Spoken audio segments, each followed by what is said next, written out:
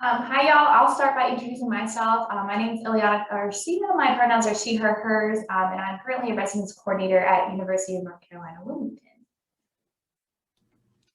Good afternoon, everyone. I am Teddy Howell. My pronouns are he, him, and his, and I also serve as the residence coordinator here at the University of North Carolina, Wilmington, as well as the advisor to the Residence Hall Association. Hi, everybody. My name is Caitlin Grindall, also a residence coordinator at UNC Wilmington, go Dubs, and I am the advisor to the National Residence Hall Honorary. Thank you for joining us today. So for us, this is as our presentation title is advising through a pandemic in a socially unjust society. This is more so of a roundtable. Many of you are advisors that are serving as advisors for RHA or NRHH, or have had previous advising experience or going into that road. And so this is an opportunity for us to have just a great conversation, discussion about what have you been going through this past year when dealing with the pandemic, as well as other things around the country. We're dealing with social injustice, and how have you navigated those conversations with your executive board and with the organization. And so we want you all to be totally honest with us. We want you to be engaged. You want to have a great conversation. We do have some questions that we will be asking throughout our time together, and yeah, just have a good time. So Ileana is going to provide some additional expectations and outcomes for us. Yeah, like we said, like Teddy just said, we are really relying on you all also just to participate and engage with these questions that we have. We structured them to be talking about our advising experience. I forgot to mention this the first time, and so now too, I was the NACAR advisor, so for the North Carolina Residence Hall Association for the past 2 years before this. And so that's kind of where my advising experience comes in virtually with them for those 2 years. But we really do want you all to engage in this. This is how we're going to learn from one another. I know we're all going to share our experiences, but really relying on you all to share yours as well. And with that, if you have anything that you want to add to it, I know some of y'all are coming off of like RBC and just having experience working with RHA and NRHH students. And so if you have something you want to add, put an X in the chat. I'm going to be looking at them to call on you all to be able to participate, or you can raise your hand on the screen. But I know that some of us are just used to that X in the chat kind of thing, and so feel free to do that as well. So with our first question is really just going to be focused on kind of that switch into that virtual setting in the beginning of the pandemic throughout this past year, and the challenges associated with that. And I'm going to post the question in the chat box, but I'm just going to go ahead and read it now for you all. So the first question is, what are some of the challenges that you and your executive boards have faced, and how did you as an advisor support your executive boards through those challenges? So feel free to put an X in the chat or just open up and share, and just what challenges have been happening as you switch to that virtual format. Yeah, so I can get started as the co-advisor to RHA with Teddy.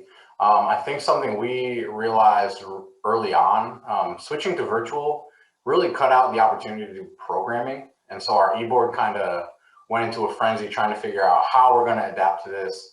And then also just another thing to add on, like the organization of our meetings as of late has been stressful. Just keeping order and people talking over each other. 3 people were together in a room, and then the others were on virtual. And so it was really difficult for us to follow what was going on. And so we implemented a more strict Robert rules. We were supposed to be following them, but now we're like hard following them, which has helped. But yeah, those are just some of the challenges we faced.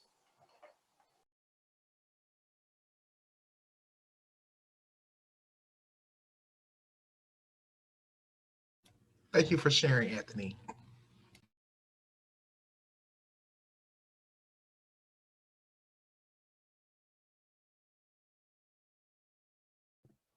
I would say for us, one thing I know that my co-advisor, Katie, who's also in here, did to support our vice president, now president of NRHH, is just making the accommodation. They were living out of state, but we definitely still want them to be able to participate. So just kind of navigating through what eligibility looked like as well for those different organizations, because so many students did have so many extenuating circumstances. So we wanted to make sure that we worked with them and still gave them the opportunity to serve in those different roles.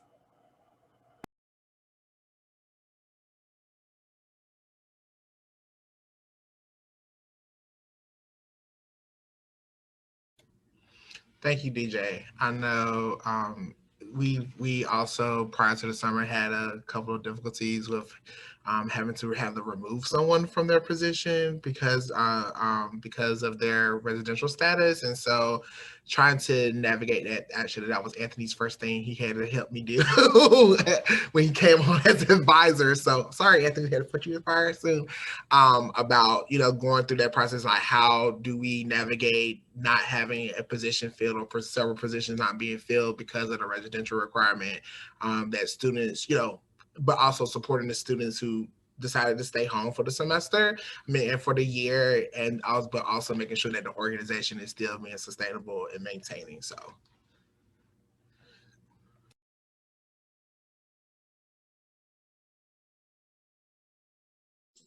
And this is a little more NRHH specific, but with service projects, that was definitely a big issue that our students saw as a huge challenge of how do we actually do community service and how do we serve our community if we can't physically be with our community. So I think that has been a really interesting obstacle. But I think just continuing to encourage our folks as much as possible to continue to show that we believe in them and we want to empower them to find their ways, and that we trust that they're going to be able to do that research and find that information, I think really gave them the energy to keep searching, and we found some really awesome ways to still be involved even virtually. Katie, I feel you there.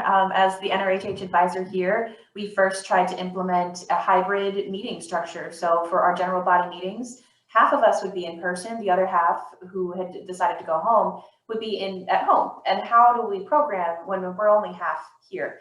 And we would have to come up with ideas of sending out thank you videos and compiling them, or the group that is in person, we can put together the thank you bags, and the people at home can be typing out the thank you notes that we would then send to us, and we would cut them out, or doing a campus cleanup in small socially distant groups.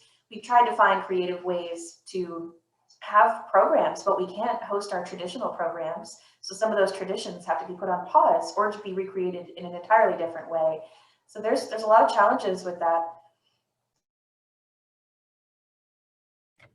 Yeah, Kayla, I would totally agree. Like NRHA, and even with RHA, we've had UNCW is known for some top premier programs throughout the signature programs throughout the year, and those programs look very different this past year. So we normally do a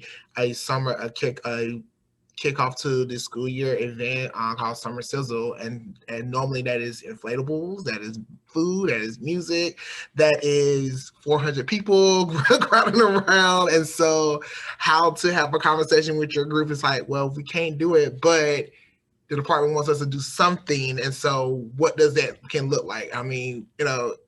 It looked more so of a grab and go event and just saying, hey, welcome to the UNCW, welcome to RHA, have questions, let us know, and then trying to split it up among different parts of the campus so that way there won't be a crowd or something. So having programming this year kind of just overall, I think for both organizations, it just really was a challenge to kind of see what else can we do, and making our students really think about what can happen and what is easier for them. So I also, something that I think we've definitely been seeing this year is our first year students not really getting as involved just because they don't know what the norm is. They don't know what to be excited about because we're figuring it out while they're first coming to the university. And so I think still trying to find ways to let our first year students know that, or get them excited about wanting to be involved. So membership being a little bit down this year in general. I would think that probably a lot of other schools are experiencing the same. So I'm not sure if anybody's found any really great ways they've been overcoming that. Yeah, bouncing off of what Katie just said, something that I found myself thinking about very often is how are we going to adjust all these things moving forward, because like the normal for current first year students is like using Zoom for everything. So like they're in class for Zoom, they're going to programs on Zoom, they're meeting with their professors on Zoom. So one of the things I've thought about moving forward, like how are we going to, whenever we get back to some sense of normalcy, how are we going to like move out of like the Zoom normal?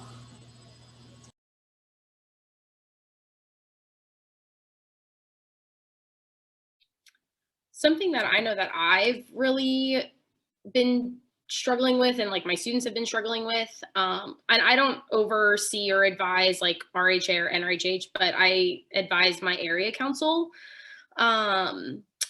is just like managing their expectations of things and like trying to help them understand like full COVID guidelines that now exist with like putting on events.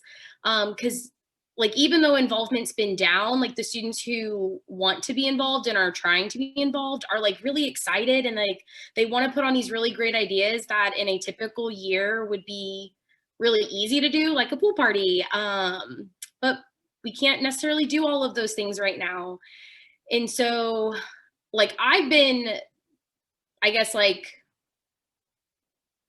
challenged in this role as like always having to be like the person to be like, nope, you can't do that. Nope, you can't do that. And then them being upset or having bad attitudes. And like, so trying to keep them motivated and trying to provide them different ways to do things. And I'm also just like, I don't know what to do half the time because everything's new. So yeah, if y'all have ideas or pointers or feedback on that, that would be great.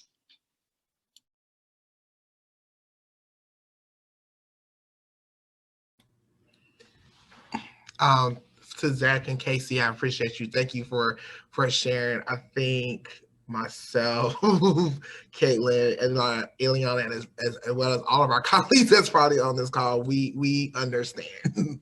we understand like this has not been the easiest year to navigate. And I think one of the hardest thing is the engagement piece that we talk like that you kind of discuss, like how do we get our students to engage? We know they need the engagement. They need to have something, but to Zach's point, like, you know, everything is on Zoom. And so I know like during myself and Anthony and Caitlin and Ileana, like we talk about this all the time. It's like, you know, no student wants to do another Zoom meeting. Like they just did Zoom meeting from 9 until probably 5, and like in classes or additional things, commitments that they have. And now we're telling them to come at 7 o'clock on a Monday evening to come on another Zoom time for another meeting.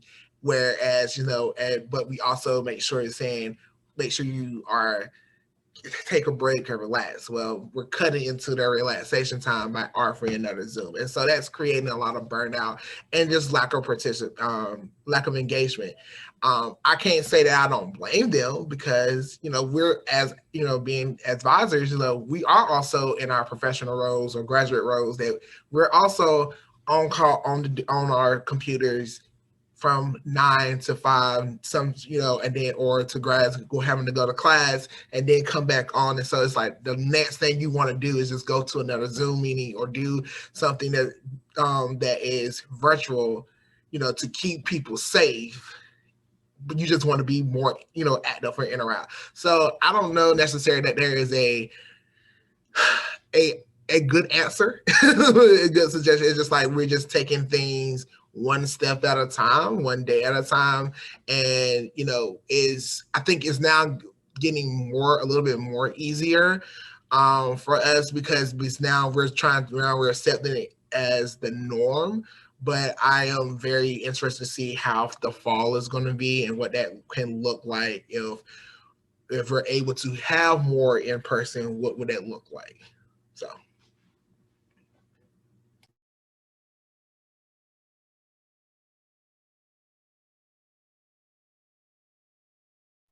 I think at the end, we do have some time after we go through these next couple of questions to kind of share what we have been using and provide some resources too, because I think that will be really great. So I feel like we all just want some examples.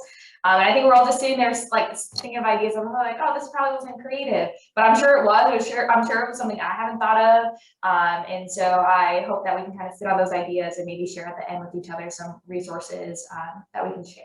With that, I'll give it to Teddy to kind of transition us away from COVID a little bit into the next part of our topic. Sure. Thank you, Ileana.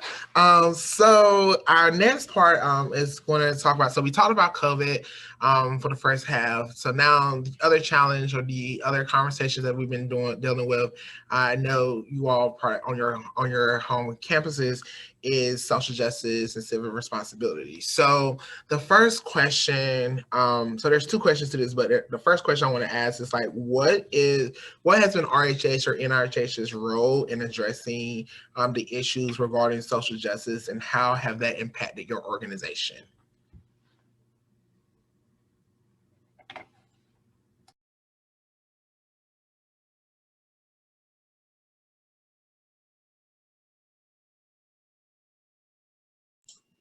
Something I was really proud of the NRHH e-board actually in the last academic year here was that when everything was first kind of campus had just shut down, we didn't really know what the rest of the spring and everything was going to look like.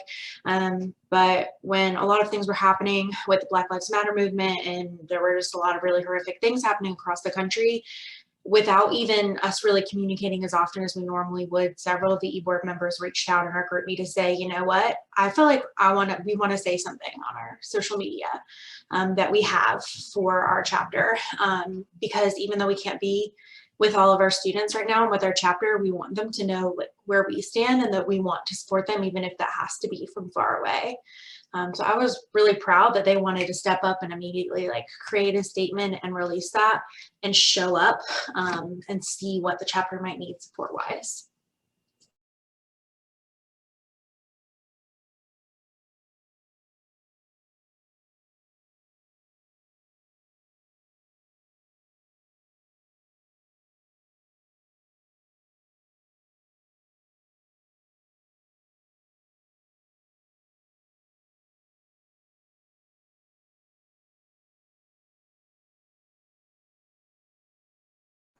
I think something I had seen NACAR do as an organization is that they wanted to go beyond just a statement. And so they have released some on things that were happening, but they really want to look internally at their organization to say, okay, what's going on that we can help change, and what parts of our organization include some systemic racism or systemic oppression, which involve going back into our constitution and realizing that the he/she pronouns in there is not appropriate for where we're at now as an organization. Also looking back at, okay, what qualifications are we having for our executive board members that are listed in our governing documents, or just maybe perceived by other members and other institutions that are kind of creating barriers to get into the organization. And one of the ones was how they phrase their how they describe NACAR, RHA, or area councils, that we say, oh, it's student government from high school, but for your residential community. But what level of privilege does that include when you're thinking about students who maybe didn't have access to their student government,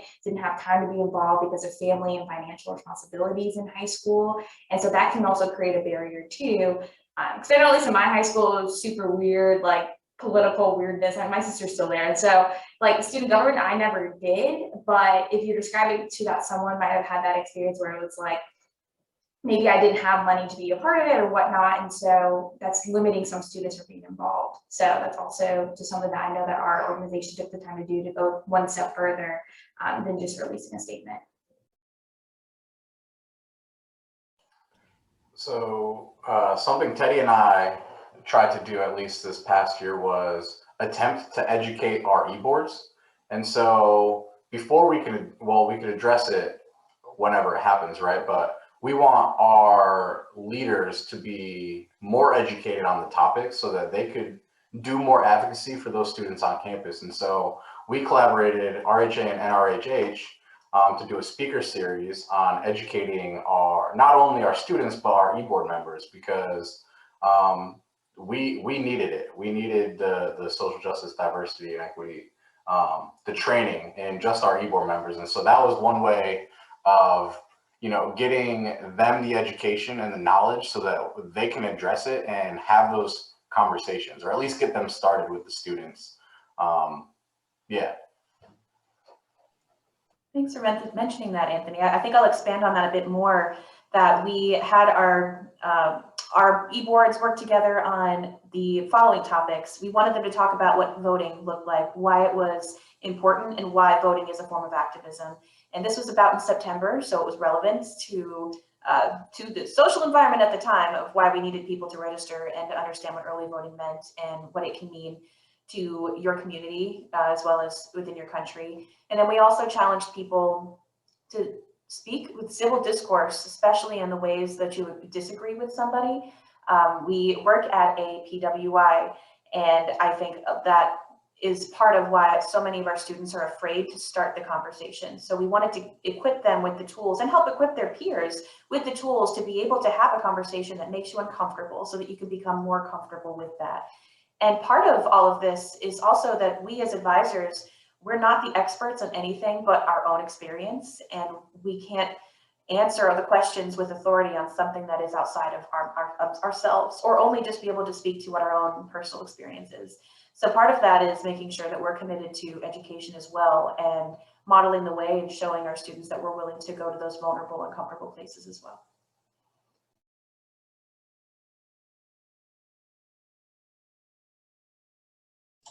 Something that's like a small step away from advising, because it was something we did during RA training this semester, was that we were realizing that there were a lot of roommate conflicts last semester that came up simply because roommates didn't want to talk to each other about differences in opinions that they had that might be very extreme even, or just in general, not even our RAs always felt comfortable or felt okay having those uncomfortable conversations or helping facilitate difficult conversations. We actually created a whole session on like how to have a difficult conversation, and that it's okay to feel uncomfortable and how to push through that. We got pretty good feedback from that session as well, or RA training feedback. So I think that was something, trying to empower even just our student staff and having them empower others to be okay to create brave spaces and have uncomfortable conversations. So, Katie, you kind of made up a good point and also going into my next question in terms of like, what are we doing as advisors, or what have we done to like kind of expand that overall leadership and that confidence of our students when we're having those conversations or having the information. And so I know for UNCW, so I can talk in two ways. So the first one, as a division, the division has created a student group, as a Black student action group, and one of the things that they have done this, the group has done this year is just like, how can we continue the education or the conversations around to supporting our Black students? And so one of the things we have done trainings. They've offered information to faculty and staff within the division, and then for our student employees and student leaders, they do created what they have called like little modules. And so to expand on privilege and giving some city history about the region and how does it, incorporate within UNCW, and how does it has affected the population. And so that way they can be able to have more of an understanding about what the campus looks like and how can they better support it. And then for as a department, as a whole, stepping out of RHA and RHH real quick, for our RAs, we have created a professional development series for our social justice committee that has provided, a series of information and sessions that is very specified of what of identity of our students are and how can we support them within that space. So whether it is gender and sexuality, where it's ableism, where it's more so we talked about critical race theory, so they can have that conversation or have that knowledge to be able to support it, not to say that, and have those uncomfortable conversations so they won't feel as uncomfortable having a conversation or discussion.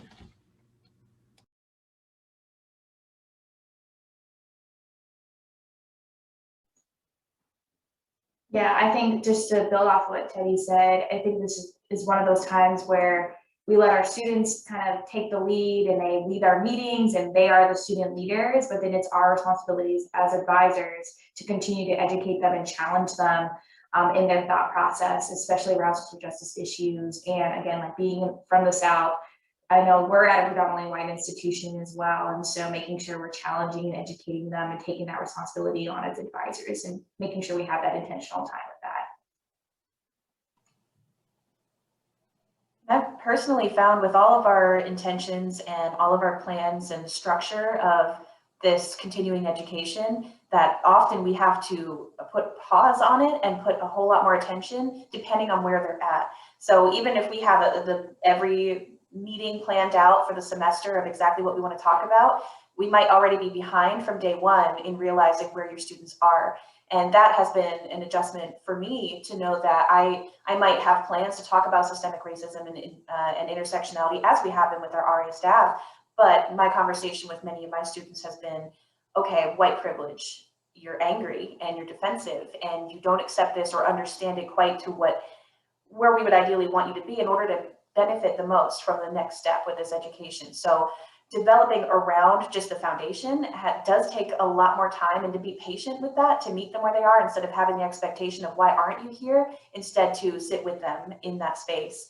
And that has been challenging, especially when their peers who have an understanding of it and are ready to move on.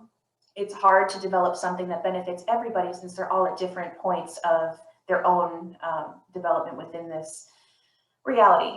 And it's hard, it's difficult, and I don't know if anybody else has struggled with that, but I thought I would put that out there. I think about kind of a situation we've had here a few times at CCU with our actual students. So we talk to our e-boards, we talk to our student staff, our RAs and everyone about having those educational conversations. And sometimes the students aren't as receptive. And so we've had a few instances where the lack of understanding about all of this does end up causing something that would lead to a conduct case. We've had students that maybe disrespected other people's property because that property expressed a view that was different than their own.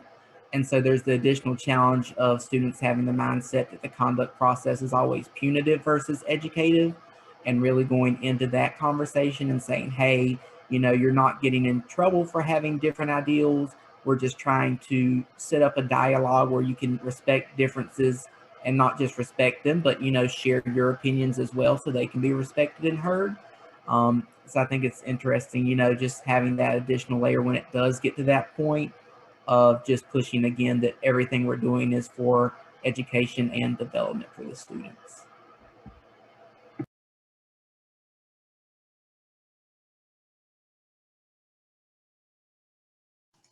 It is a challenge to remove the stigma of punitive versus educational, especially when it gets to the dean's office. But just to move along our conversation, since we've been talking a little bit about how we need to engage our students, I'd love to hear, how are we engaging ourselves as a part of this process? And my question to you as advisors, what have you done personally or professionally to inspire a call to action for students to care and participate in campus events and politics when they operate remotely?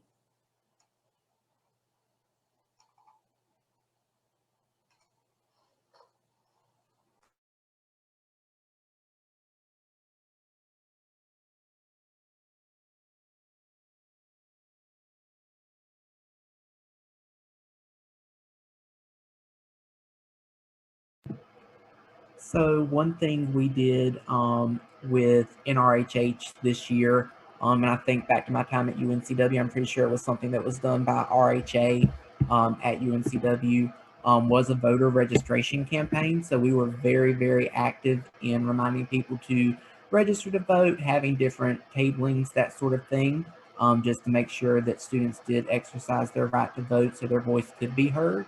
I think at both institutions that was something that's really successful.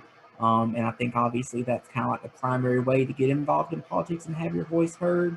And I think it was something where we were able to get a lot of student interest with that.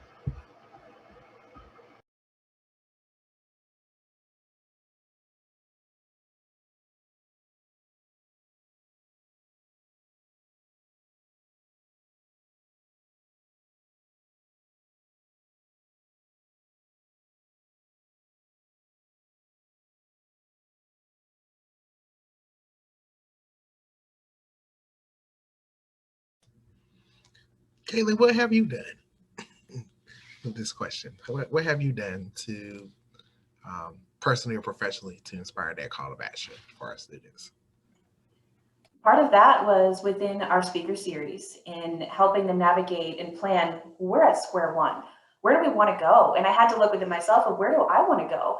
As much as I in the past have tried not to get involved politically, I've come to a better understanding of how important it is to be active and to understand what the issues are locally and access within education. I actually looked into candidates for the first time, realizing that this isn't just a campaign for the president. It's what about our neighbors? What about the community outside of just our university? Because we have to give back not just to the people within this bubble of our university, but the community as a whole. And that was something I didn't even think ahead until now. I'm 30, and it took me this long to realize how important it is to care about what's happening right outside. And that was something that was humbling for me, to have been talking to students about make sure you vote, register to vote, when I didn't really pause to think of what about my activism with that, and backing a candidate not just because of the party that they're affiliated with, but change that they promise that they're going to make within the community. So becoming more involved, understanding what party is standing for what, and that maybe that doesn't always align within what you thought in the first place. And that was humbling for me. And to actually care about the community that I'm in and setting down roots, whether I'm here for 3, 5, or 50 years, setting down roots and giving back to wanting to see equality in action while you're here and not just after you've left. That's, for me personally, what was a big thing this past few months.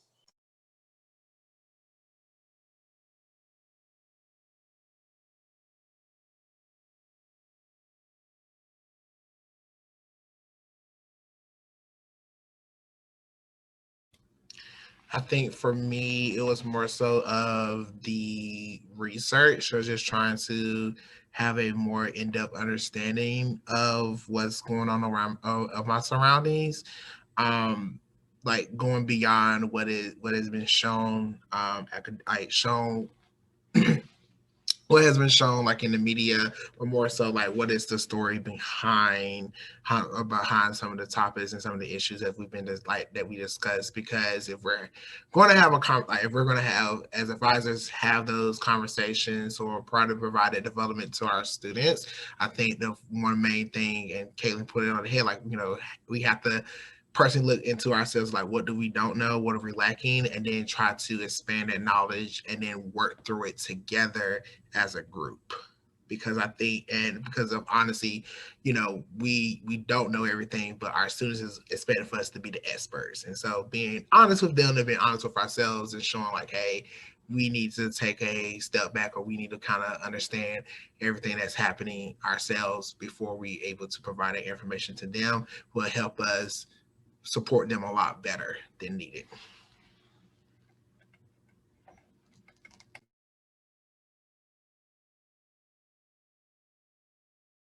You don't want to get caught up in the habit of saying, do as I say, not as I do.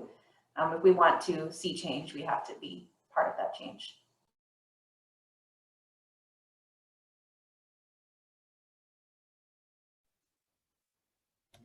To go back to like what I had said before, so what I definitely tried to do is to make intentional time where I can continuously talk to our student leaders about what's happening. And so we're talking about what's happening globally in the country, but also like what's happening in our community. And so I know some of y'all are UNCW people, so there was a time where the chancellor had said all lives matter. And so bringing that up, having our student leaders engage in that conversation of what does that mean? How's that impacting our student community and how's that impacting you all?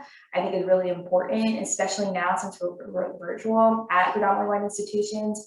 That student contact where you might have a board that's all white and they're virtual. So who are they interacting with? Are they interacting with students of color? And sometimes that education piece comes in from those personal interactions of them learning like, okay, this is the perspective of what's happening on campus. But now that we're virtual, our white students can be so far removed from that, that as advisors, we should take the time to intentionally talk with them of like, this might not be impacting you, but this is why you should care because this is impacting the organization. This is how you're playing into it potentially. And so I think that's something that I really strive to do, is just talking about current events that are happening, providing the articles so they can read about it, formulate their own opinions, reflect on it, and then engage in conversations. But again, that's kind of our responsibility as advisors to have that and facilitate those conversations with them. Ileana, something you said makes me think of a different question for you all. Has anybody grappled with how much they feel like they can engage in their own activism within their professional environment? And would anybody be willing to speak to that? Because I know I've had that struggle of, I want to protest something that somebody in my community has said, as Ileana just mentioned. I am in full support of protesting those statements. But what can I do when you live where you work and this is your home as much as it is your work environment? How much can I professionally engage in that would have the support of the department? Anybody else go through that?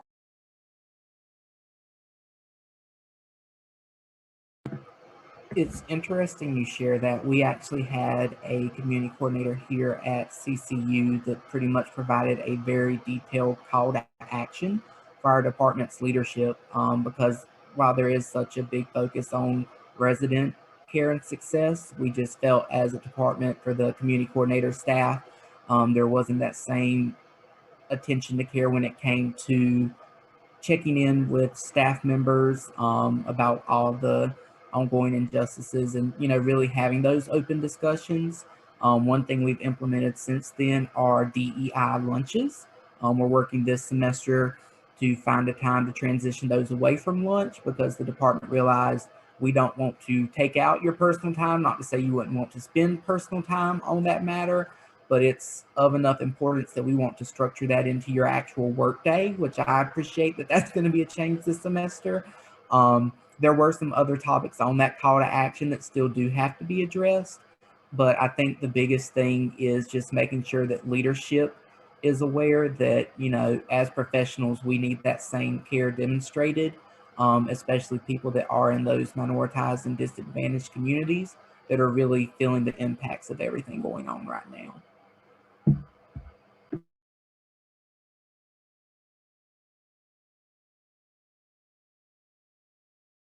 I love that you have access to that, DJ, because I think seeing you show up takes your words and puts them into action. And I think that is very important.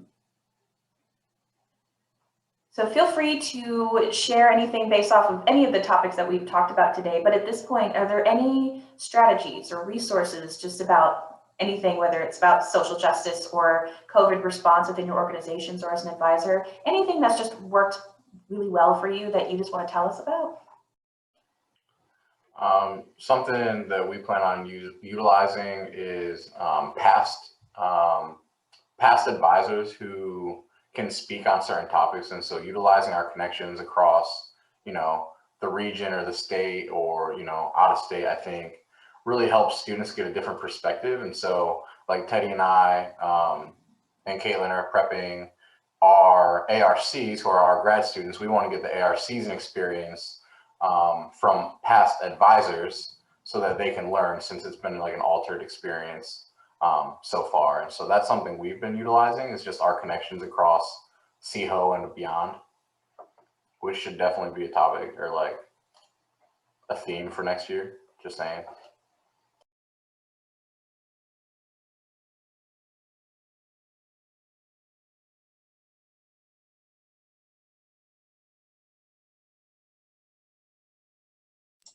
I know this came up in a different session I was in today, so sorry if it's also come up in this one and they're all overlapping in my brain, but being flexible with folks on the technology that they have available to them.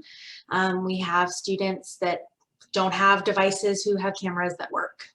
And I mean, that's what they're working with, and students' access to their education when everything's virtual and remote right now is definitely varying. And so not wanting to single any students out based on their socioeconomic status, just simply based on the technology they have available to them.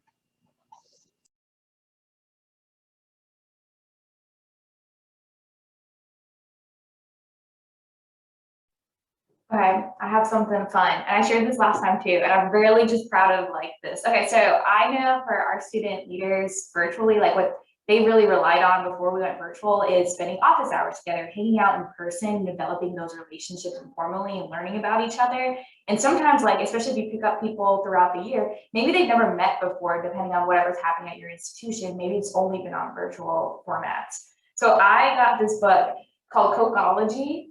Basically, it asks a series of questions to you, and you can figure out kind of how you think in terms of like conflict management, relationship building, when you're in a stressful situation, things like that. And so it basically will give you a scenario. So like one of the scenarios is you're flying in the sky and you're looking down at the ground. What do you see? And so it'll give you 4 different options. And based on those options, you pick one. Like, okay, maybe I see a field of flowers while someone else might see like a bunch of mountains. And it will tell you basically your perspective, if you are more optimistic, if you're realistic, if you're pessimistic, and kind of how that falls. And there's a bunch of them in here. I highly recommend it. I could post the name of the book in the messages if anybody wants to know. Super cheap, $10 from Amazon, and there's about 100 of them in here. But it's just a fun way to kind of start out the meeting, get to know one another without like formally doing a team builder over Zoom. So I'll be happy to share that resource. Highly recommend.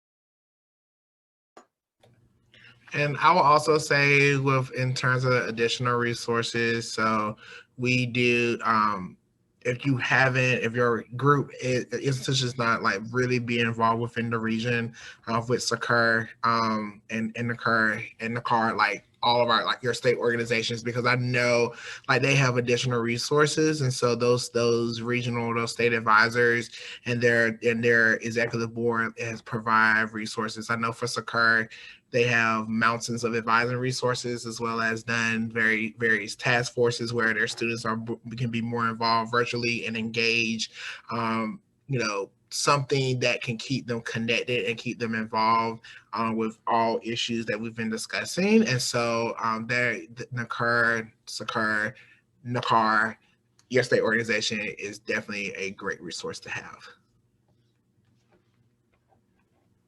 And I suppose I just have a strategy that's been working. Like I mentioned, having a hybrid meeting structure at times when possible has been very helpful, especially with service projects. And if there are just small things that can try to keep morale up and make sure that your students feel motivated and engaged.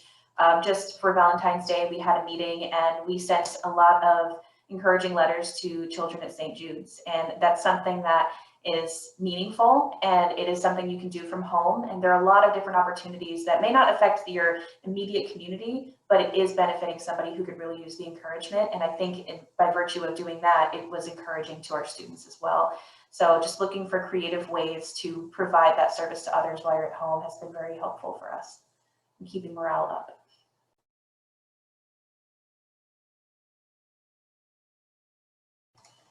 Well, I really appreciate everybody's participation, or I hope that even if you didn't speak up, thank you for attending. And I hope that you took something from this, or if you wanted to continue the conversation, please feel free to reach out to us. We're happy to talk to you about this. Since we're not experts, we're all learning, but we all have, every single one of us has something positive to contribute, and we appreciate you all. Thank you.